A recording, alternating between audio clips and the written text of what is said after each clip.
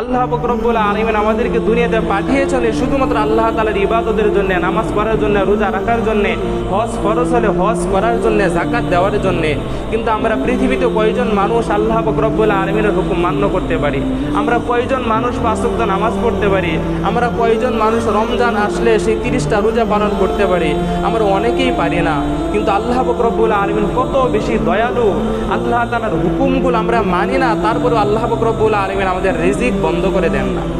যেই ব্যক্তি সারাক্ষণ আল্লাহ পাক রব্বুল আলামিনের ইবাদত বন্দেগী করেন, সেই ব্যক্তিকেও আল্লাহ পাক রব্বুল আলামিন যে জমিন থেকে রিজিক দেন, আপনি সারাক্ষণ আল্লাহ পাক রব্বুল আলামিনের অবাধ্য হন, আল্লাহ পাক রব্বুল আলামিন আপনাকেও সেই জমিন থেকে রিজিক দেন। আপনি আল্লাহ পাক রব্বুল আলামিনকে ভুলে যেতে পারেন, আপনি আল্লাহ পাক রব্বুল আলামিনের দয়ার শুকরিয়া আদায় করতে না পারেন, কিন্তু আল্লাহ পাক রব্বুল আলামিন আপনাকে ভুলেন নাই। উনি আল্লাহ পাক রব্বুল আলামিন আপনাকে 24 ঘন্টা অক্সিজেন দিচ্ছেন, আল্লাহ পাক রব্বুল আলামিন আপনার জন্য পানির ব্যবস্থা করছেন, আল্লাহ পাক রব্বুল আলামিন আপনার জন্য জমি থেকে রিজিকের ব্যবস্থা করতেছেন, আল্লাহ পাক রব্বুল আলামিন আপনাকে সুস্থতার নিয়ামতের মধ্যে নিমজ্জিত রেখেছেন।